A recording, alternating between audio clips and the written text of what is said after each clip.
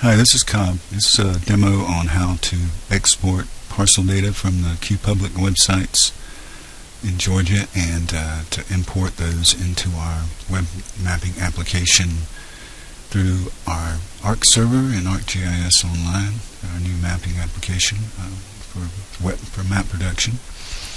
So this is this is one of the QPublic websites for almost every county is served by this QPublic service through the tax assessor's office. And as you can see, we have a couple pulled up here.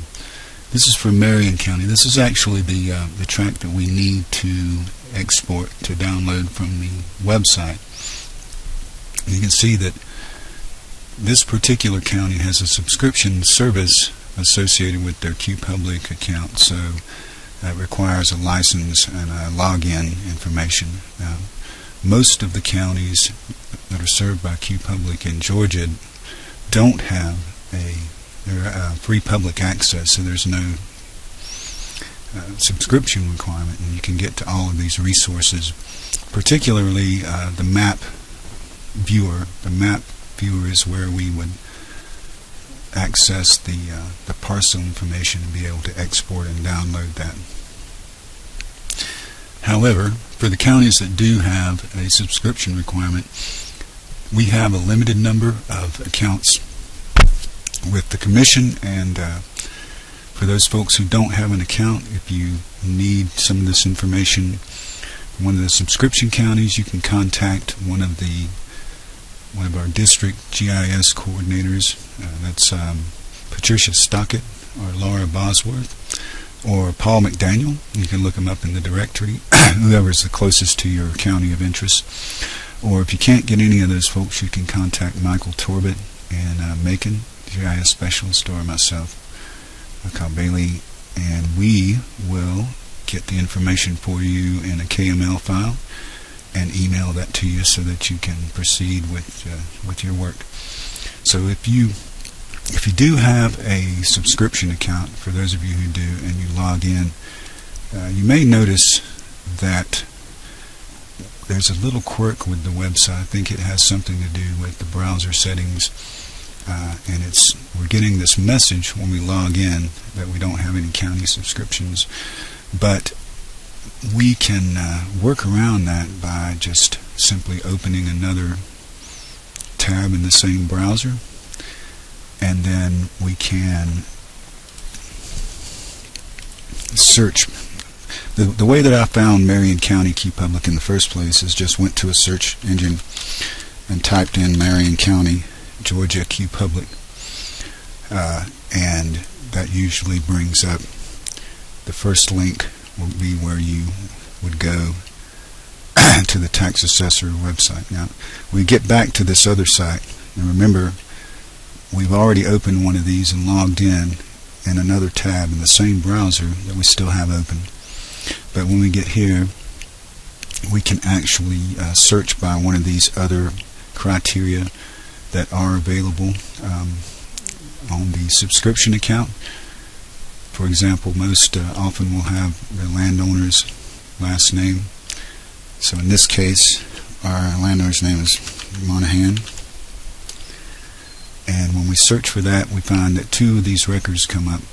And most importantly, this allows us to access the map viewer. So if you tried to do that without being logged in and having this tab open in the browser, then you would get a message here that says maps not available. But in this scenario, we would have the map viewer accessible. And once you get in here, this is the interface from which you would export, download the KML files or the parcel information. So in this case, we have a 230-acre stewardship tract owned by Mr. Monahan, and you can see that this actually is split into two separate parcels. So this is the same land over here in the property card, but there's a 100-acre tract to the south and then there's a 130-acre tract in the north. So we'll have to download each of these individually and then merge those together when we get it into the web mapping application. So the way to export these, and a lot of you have done this and worked with these, if you go up here to the top right, it says View As Google Earth. What this actually does is saves a KML file somewhere on your wherever your download folder is, how you have it set up in your Windows Explorer, and so you can save this file. You can rename it something that's a little more meaningful. Whoops. And so now, when you save this file, if you have Google Earth installed on your machine and you double-click this file, since KML is the native format for the Google Earth viewer, then it would open in Google Earth. But you can also just save this file and work with it as a standalone KML with other applications. So that's what we're going to do, is save that to my, you see I have a landowner folder, Monahan 1, because we're going to have to export that other file, the other part of it, which would be Monahan 2, and then merge those together into the larger tract for the stewardship reporting. So we'll save this one, and then we will do the same thing with the southern tract, which we call Monahan 2, and we'll save that one.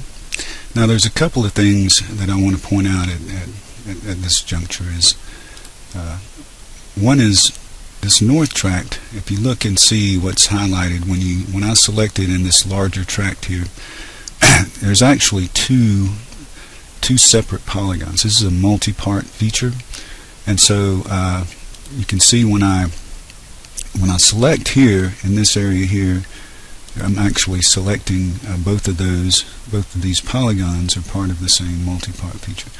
So just keep that in mind, and when you see that, if you're going to use this application, you need to keep some. This has implications for the way that we would import that data into the web mapping application, and we'll talk about that. But just be aware, if there's a multi-part feature, we have to handle it. There's an extra step in the process, which we'll get to in a minute. The other thing is that these files from QPublic, they'll come in as a line feature type. So the geometry is going to be a line type. If we want to use these in the web mapping application, they need to be converted to polygons so that we can calculate area, for example, and we can create stands within these polygons. That would make sense. The line feature is simply a line around the perimeter, and so there isn't any data in the interior in these areas until you convert that to a polygon feature. So those are the two things we're going to keep in mind and work with right now. The first part of that process would be to convert those line features into polygons, which the workflow that we're recommending is to use DNR Garmin or DNR GPS. A lot of you are familiar with it, and you've been using it for a long time to download data from a GPS and then to export that as some kind of GIS files, such as shape files, or in this case KMLs, or the GPX files that they're coming out as raw data from your GPS units. So, but in this case, we're going to use DNR Garmin. It's really easy to use, or DNR GPS, which is the later version. They're very similar, and the interface and the way that you use these. So in this case, we're going to go to File, Load From File. So we're going to bring in an existing file on the computer, which is that first line file that we just downloaded from QPublic. And the reason nothing's showing up right now is because we are looking for text files. So you have to change this file type that we want to load from to the Google Earth or KML format. Then we'll see these two files that we've just exported. We can take this first one in, and remember, these are line feature types, so they have to come in as line. On DNR Garmin, it will ask you what type of feature that you want to import. In DNR GPS, this step is skipped. The software automatically knows that it's a line feature, so you won't get this prompt. But if you select anything other than line at this point, the file loading will just fail and you'll get an error message. So it has to come in as a line because that's really what kind of feature it is coming out of QPublic.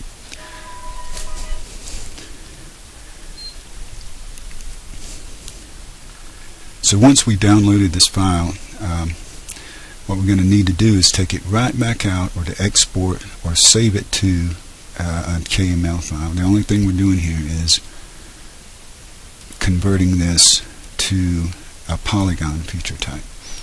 So if we come up here and we'll just maybe give a poly designation to differentiate this from the line feature type. And then, as we said, we're converting it to a polygon, so we want to make sure that the output type is a polygon.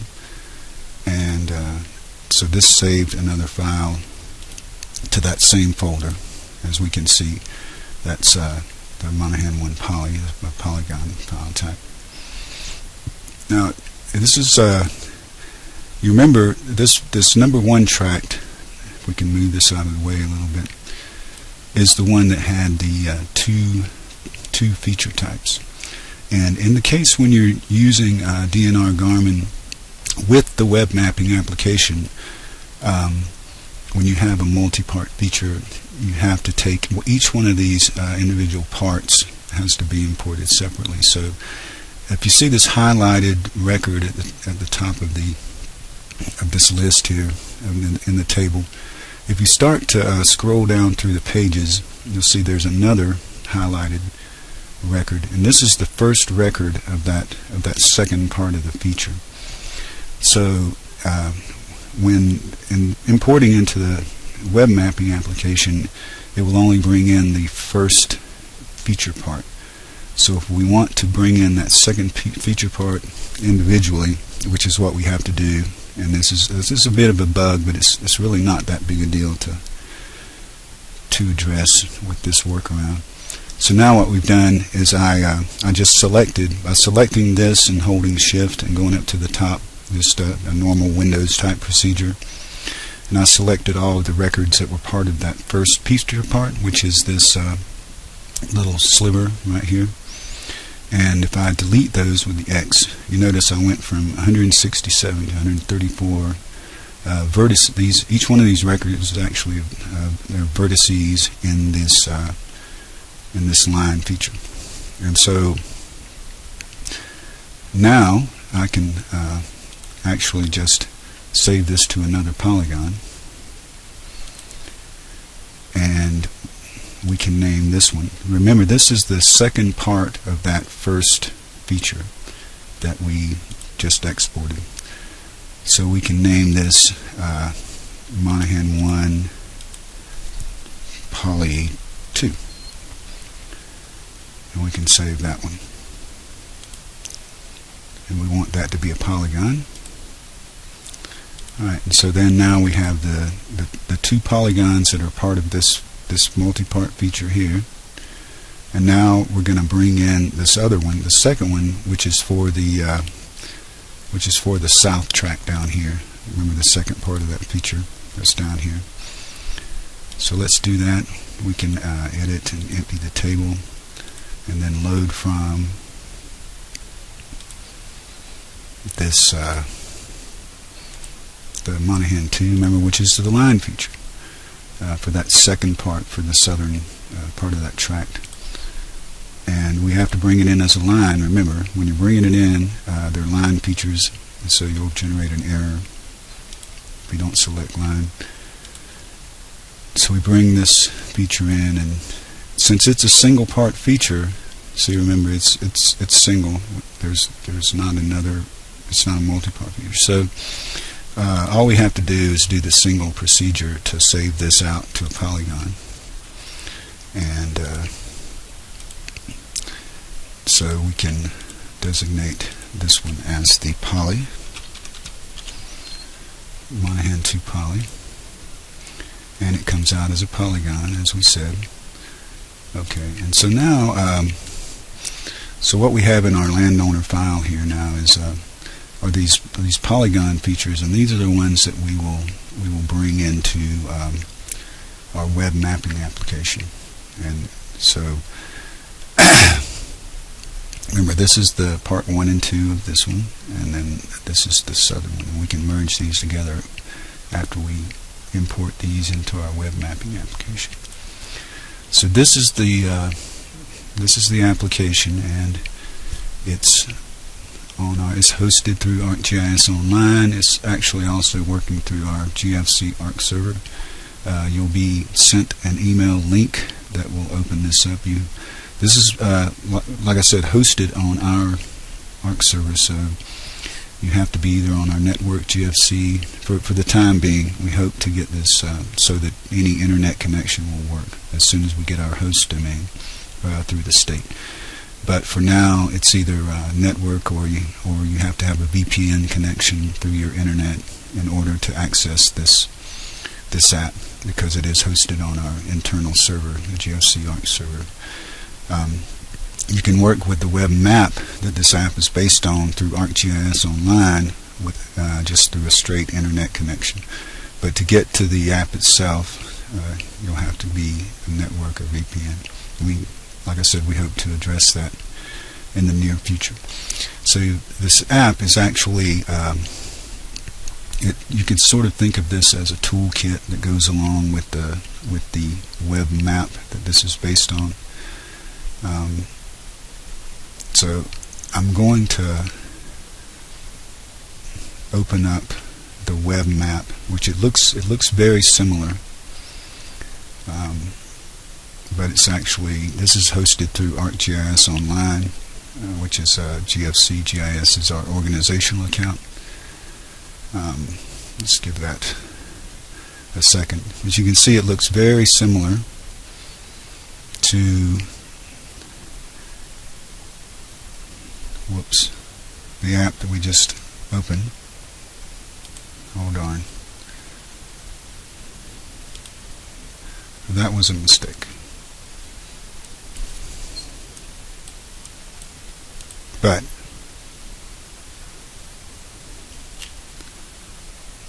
let's try this one more time.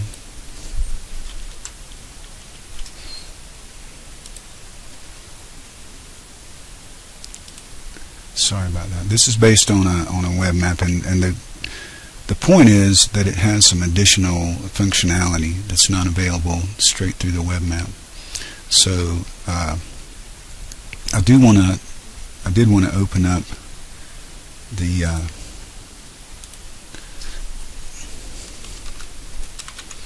web map here real quick, if I could.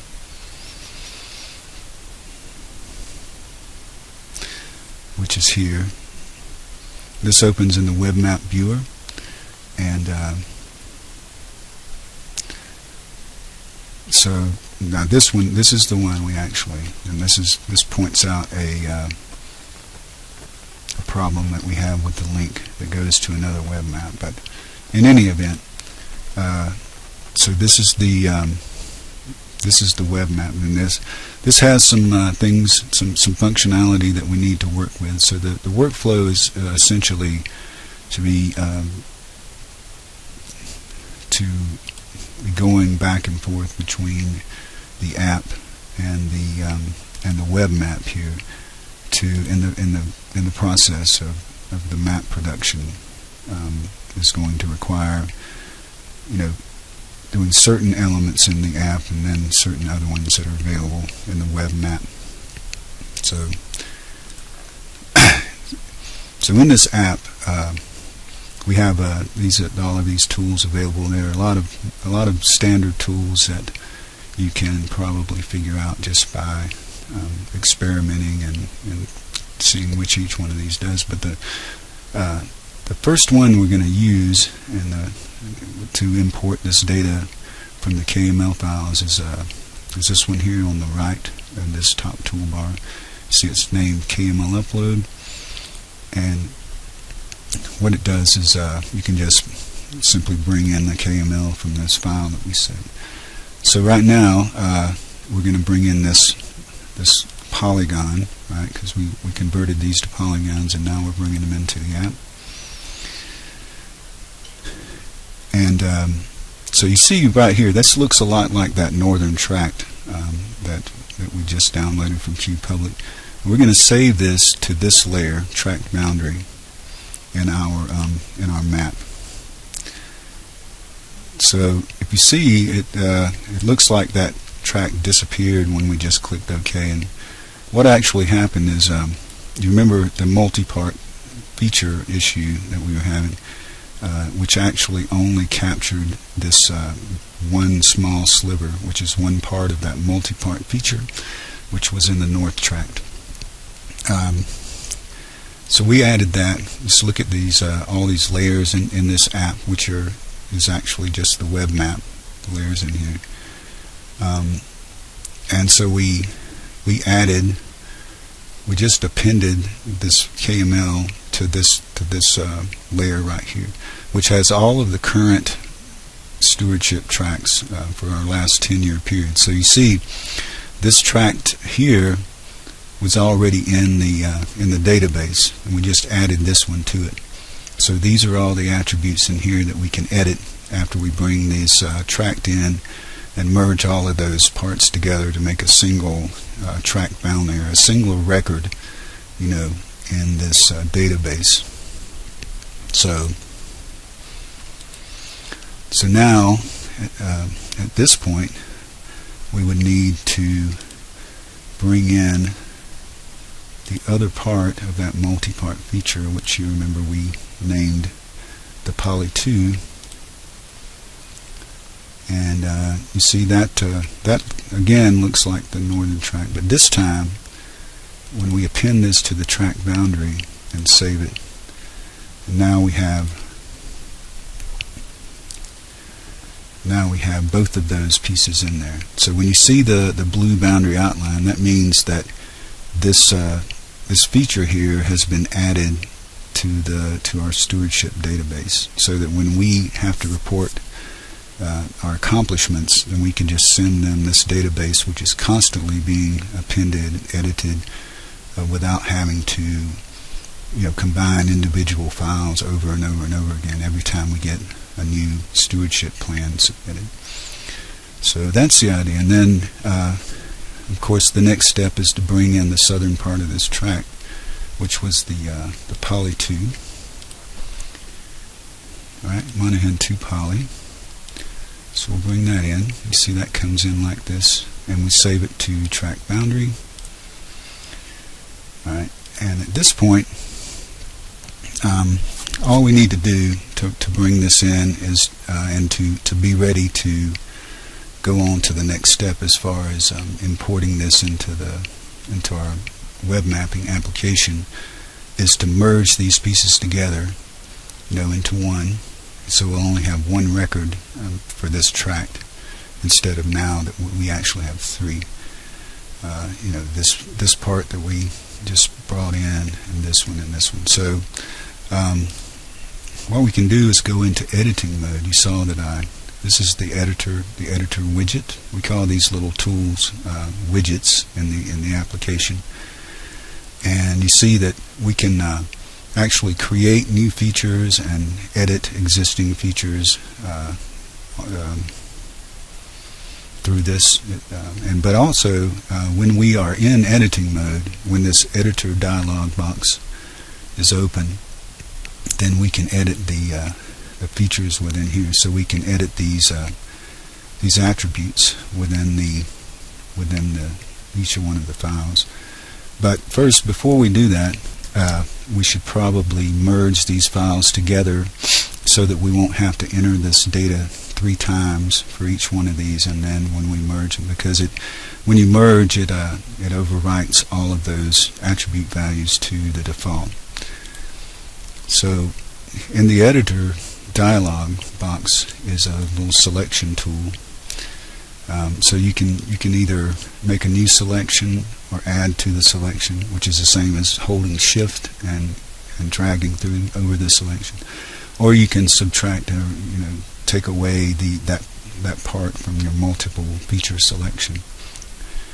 So we're going to make this new selection, and what we're going to do is draw a little box that actually includes both of these. You see I'm going over that boundary between the two tracks. So both of those were selected. And then on our bottom, the toolbar at the bottom of the editor has a number of tools that we'll be using as we go through this process. And this particular one here is called Union. It's actually more of a merge tool. So if you've used the merge tool in desktop, it performs a similar function. And when we click this, then we notice that this dividing line has disappeared, and we actually, when we select anywhere in the larger polygon, we actually are selecting both. So this is one feature. Now the only thing left to do is, and we could have done this in one process if we wanted to use add to selection, but I just wanted you to see clearly what we were doing with this boundary line, the way to select those multiple features. The selection is very important in doing any kind of editing process. It's probably the area where the most mistakes can occur. So if we're making another new selection, and remember this is a single feature now, but we still have this little sliver to add in. So if we do the same thing and make sure we get both of those, you see we've selected the sliver and this one. And then if we do the same thing, use this union tool, this merge tool, and you really won't see anything happen in this case, except now if I select anywhere in here, let me get this. You see that this one got selected too. So we're not selected. If I select anywhere in here, see this one is selected too. I didn't select it individually. It's part of this one feature now. So this is now a multi-part feature which has these attributes right here. And so the final step in bringing in the stewardship tract and having it ready and ready for processing for our reporting, and then ready to go forward and start creating your stand map, is to fill in these attribute values. Now, some of these have what's known as domains, or they're simply just these drop downs that have a list of valid values that you can put in there. For this, the plan ID is probably the most important field that you have to make sure, and it's so you can type anything in there. It doesn't have a domain, but you got to make sure you get this right, because later on we're going to be using this to filter our features in the web map, so that when we make our final production map, it only has the features that we're working on and interested in that final map product. So this would be something you get when you enter the stewardship plan in the database. It automatically generates this plan ID. Normally the plan name is not that important, but it's something like the landowner's last name. The plan categories are usually always going to be stewardship plan, but over time we're going to start using this same app and the same database to report and to capture our activities on these different kinds of plans. So that's something that the Forest Service has said they're going to require at some future point. So all of the plans that we do then are going to have spatial data uploaded, and so that's part of what a main function of this app is, to be able to capture this data for reporting as we're creating the maps in the process. So the plan start, this is actually started on September 28th last year, and the plan length is always going to be 10.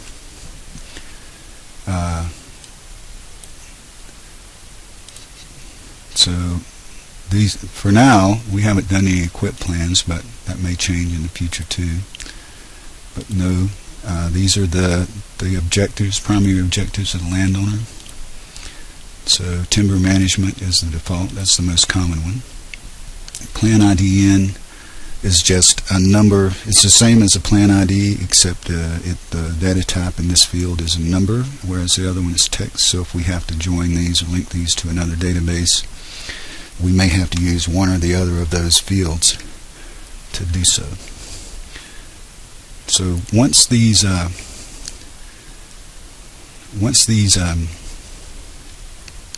all these fields are entered, and GIS acres is something for measurement that we'll have to do later on.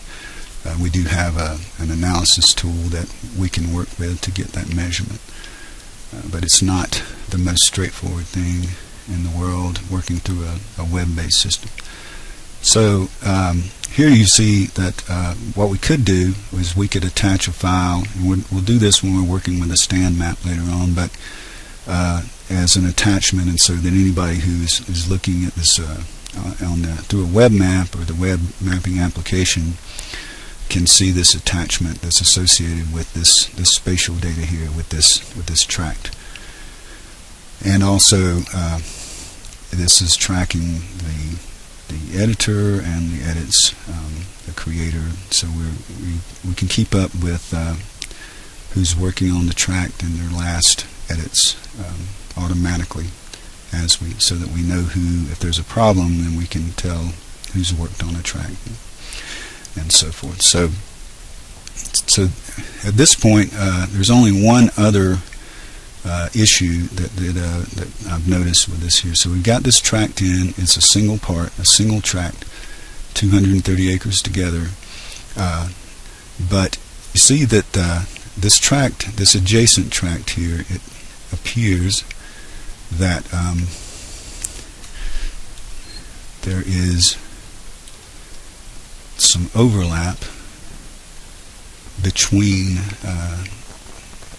these two tracts. So since this tract we know came directly from QPublic, and so it's a little more trustworthy than this tract that we're not really sure. It's way back. It's from 2007, and so we didn't have QPublic available, and it may have just been heads-up digitized. So this is less reliable data than what's coming out of QPublic, even though it's not absolutely infallible for the QPublic from the tax assessors to be, to have some sort of inaccuracies. We probably should err on the side of assuming that this is more correct. So what we need to do is, you see this area of overlap here between these two features. We're going to have to do a little bit of editing on the vertices. And so you see we're still in editing mode, because the editor bars, if we close this, then we're not in editing mode anymore, and we can't, for example, you can't edit any of the attributes in these tables. You can't edit the vertices or do anything. So it requires opening this editor dialog, which puts the application into editing mode, and then you can select one of these, and if you click again, you can see that we've activated the vertex editor. And what we're going to do is modify this vertex here, and maybe a couple other ones, so that we can eliminate that overlap. So when you're editing, if you hold Control, I'm going to move this. I'm going to start moving this vertex here, and if I hold the Control, you see the little cross comes up, and it will actually snap to this corner right here. Alright, did you see that? It's snapped to, so there's no overlap between those two when I hold Control. I'm going to do the same thing, and I'm going to move this over to this line as well. You see how it snaps right to this line right here. It snaps to that line, so that means there's no overlap. We have to eliminate that, because when we start trying to let's put it to this corner just to make it look neat. So when we start trying to submit these reports and there's overlap, it causes all kinds of problems for us. Let's do one more thing just to clean this up. We can probably assume that this was more or less a straight line across. So if we again hold the control to snap to this line,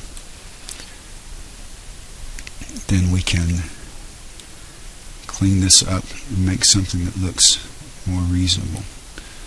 Now, so this track coming from 2007, and it's likely, and especially looking at the way you can tell, a lot of times if it seems like you have a very coarse geometry on a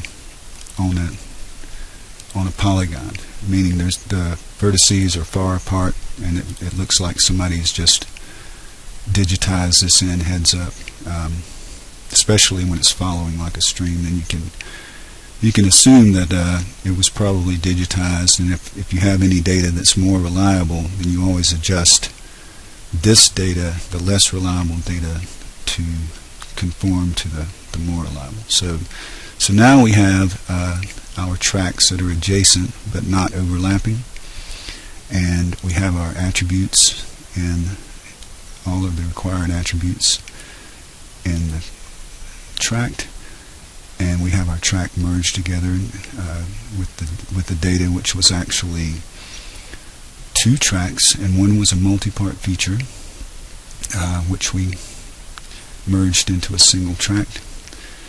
And so at this point we're ready to continue with the next step, which would be to bring in and start to create the stands layer for this tract. So this is going to be the end of this session.